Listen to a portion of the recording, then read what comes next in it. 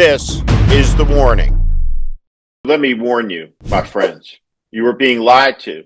You are being deceived by the President of the United States, Donald Trump, by the richest man in the world, Elon Musk, by the Vice President of the United States, J.D. Vance, by the Secretary of State, Marco Rubio, and by a few hundred others. They are part of a movement, the leadership of it. It is made up of the richest and most powerful people in the world. And at the instant Donald Trump took power, all of those people who have looked over the last 10 years and have objected to these obscenities at a moral level, abandoned their principles and became the equivalent of a latter-day Lindsey Graham and flocked to Mar-a-Lago to bend the knee and to become an American Novemberling.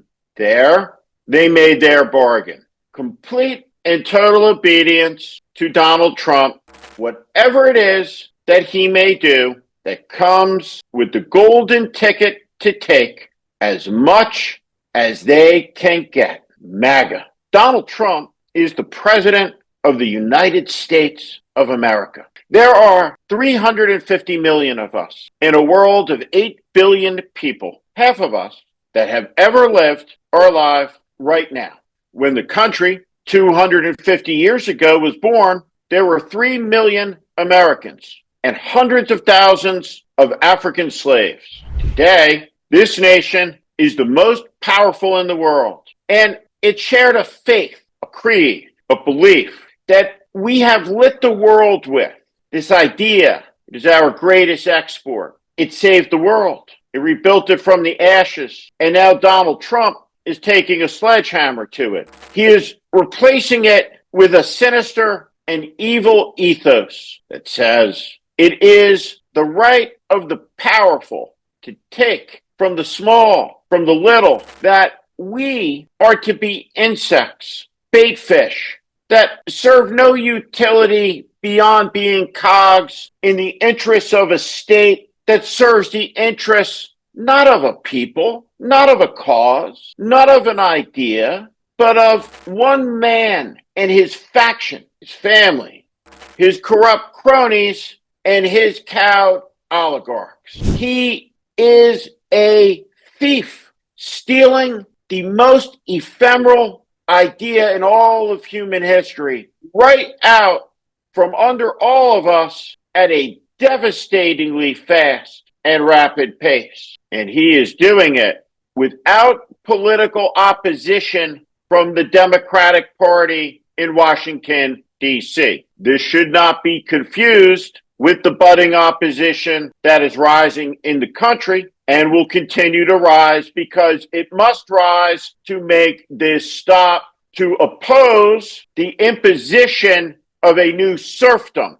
Let us understand that the Schumercrats of Washington, D.C. are unserious. There are fighters like Jamie Raskin, and there are fighters in the Senate like Chris Murphy, Cory Booker, and others.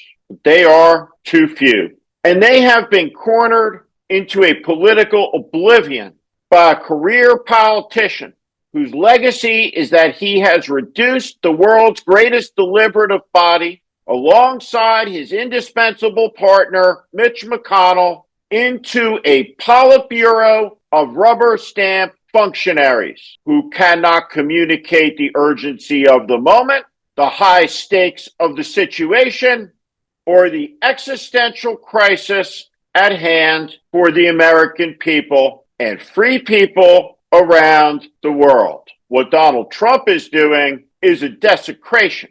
It is a violation. But the worst part about it is that the voice that has risen in defiance and truth and bold, clear opposition was not in English. It came from a senator of the French Republic who told the truth, which is that America is led by a Nero, and it is a tragedy for the world. Marco Rubio holds an office that was held by Thomas Jefferson and George Marshall, George Shultz, and Jim Baker in the nuclear age. This happened yesterday, an exchange between Marco Rubio and the Polish foreign minister, Radoslaw Sikorski, a great friend of America, a great champion of human dignity and freedom everywhere in the world, where he believes in a creed that we once held as dear: freedom of speech, freedom of conscience, freedom of religion, freedom from fear, freedom from want. These noble ideals were at their best the purpose of America's ambitions. Our goals were not to take, not to rape, not to extract from other nations their riches, what is theirs and their people's, for our enrichment. What a true American has cared about is the spread of the ephemeral, the lighting of the lamp of liberty everywhere in the world. Elon Musk has a vision of freedom that is very different from liberty. His is about a license to take from all of you who are made to be insects, cogs in a machinery of the state, where freedom means the exploitation of others and the proclamation of greatness that says we are strong and you are weak. And so from you we will take what we want and do with you as we please. There is no philosophy that is more immoral, that is more un-American. It is wrong. It is a techno-fascism, and it is led by a Nazi, Musk. It must be opposed by the faith of our fathers, which holds that we believe that all of us are created equal and endowed by a creator with inalienable rights that include life and liberty and the pursuit of happiness. Our great American temples, our national parks, and our national forests are under assault. They are to be given away in transactions where old growth trees are cut down for greenbacks, Bitcoin, and minerals, and deals. This has nothing to do with prosperity and happiness. This has nothing to do with the American people, whose business is freedom, whose pursuit is happiness. Donald Trump is a sickness, a disease of the human heart and the human mind that rises and lights the world on fire. There is a gleam in the eye of his fanatics. They go on corporate media, they look in the camera, hypnotized and anesthetized, and they lie to you. They tell you that these tariffs are not raising prices, but when you go to the store, you know that's not true. They tell you that they seek peace in Ukraine, but they have cut off a free people fighting in an existential war for survival to sustain a democratic nation with a language older than Russia, with a culture older than Russia, with traditions older than Russia. The United States has turned off the satellite intelligence. We have grounded their planes and weapons, and they are being killed. This abandonment is the greatest betrayal in American history, and it will shame us for decades to come. This sinister ugliness must be repudiated. You must get involved in your communities. There's a protest in every town. Go to your indivisible chapter. Get online. Talk to your friends.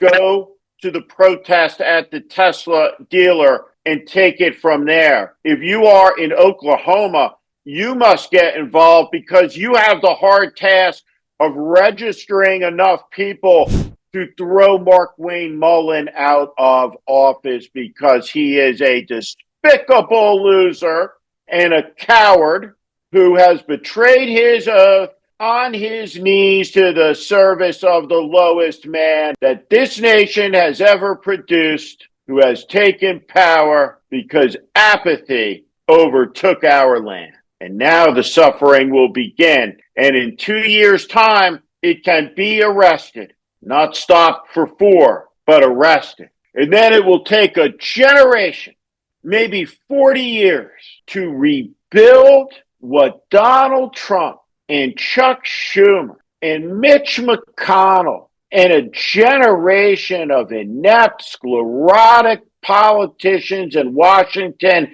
smashed. with their greed and their corruption and their fantasies and their arrogance and their condescension. It will be the work of a lifetime to imagine something better beyond this when these powerful tech companies are smashed and broken up to bits, where free market enterprise and innovation can be restored, where the entrepreneur can thrive, where the gig worker is liberated from the serfdom that awaits us all if we do not act in urgency to restore our democracy to health.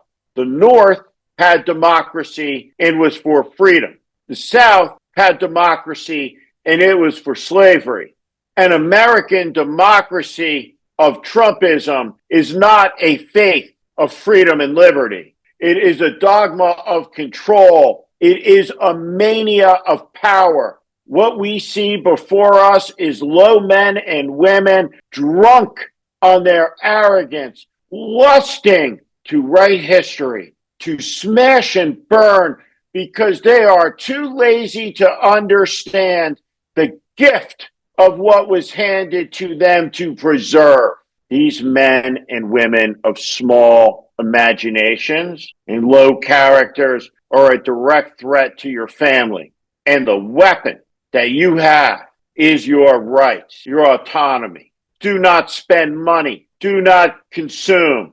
When Larry Ellison, soon to be given TikTok by Trump, hands his son CBS, and the new president of the company demands that 60 Minutes surrender to Donald Trump's immoral threats, don't go see the next Tom Cruise movie. Boycotts always inconvenience the boycotter.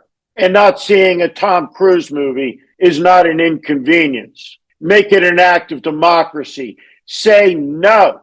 Do not consume. This summer, go on vacation to Canada, where the Canadian dollar gives every American a great bargain. Say no to these threats against our neighbor. Call the Canadian Embassy and say, we stand with you, Canada. Call the Capital Switchboard, 202-224-3121. Call your Democratic senators and demand that Chuck Schumer be removed from his leadership position, where his ineptitude threatens the ability of an opposition in Washington, D.C. to take root and to procedurally oppose what is happening. Chuck Schumer can't communicate, but Chris Murphy can. Why isn't Chris Murphy made the Senate leader? Because he certainly by deed and word and action is. Why doesn't he have the power to obstruct this? Because we are saddled with Chuck Schumer's laziness. We are his hostages. The Schumercrats in Washington, D.C. are foisting, again, another geriatric into a political campaign. According to Fox News, the next one is Jeanne Shaheen of New Hampshire, 78, who would be serving to 84. Show me the words of Jeanne Shaheen that are indispensable in this moment to the Democratic Party or to the nation. What wisdom has she articulated? What stand has she taken? What action? What members of the unfit Trump cabinet did she vote to confirm? The Democratic Party is not meeting this moment. And so we are in a vice between Trump's menace on one hand and Democratic Party fecklessness on the other. And so what we need is a bottom-up rising in America of grassroots groups and civil society, organic and spontaneous demonstrations of Americans coming together, imbued with a moral purpose for the defense of the sublime, the concepts of liberty handed to us generation by generation and preserved and expanded by acts of courage and indomitability that we have no right to desecrate with disrespect by forgetting. This weekend, while insulting the Polish foreign minister and the courage and sacrifice of the Ukrainian people, Marco Rubio and Elon Musk revealed who they are.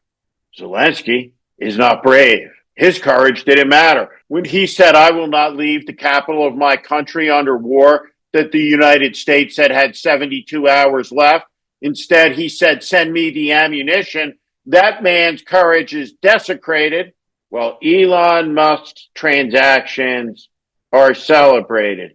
The saviors of the world now are the billionaires who own a technology that, like a Richie Rich, they can turn off at a whim in an instant, affecting the lives of millions of people, leading to their genocide. But the issue at hand is that the MAGA fools demand an extorted thank you, a genuflection, a bow, a tribute to their King Trump.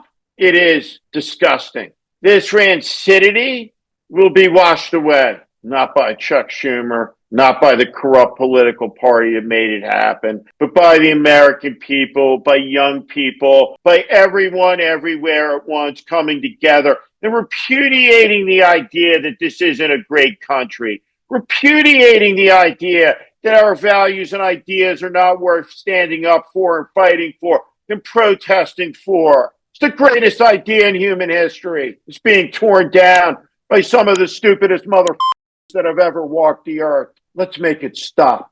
This is the warning. I'm Steve Schmidt. This is the warning. I invite you to join this community where I promise to be honest, blunt, and direct about what is happening in this country. America is in crisis. Follow and subscribe to this channel on YouTube and on Substack. Thank you.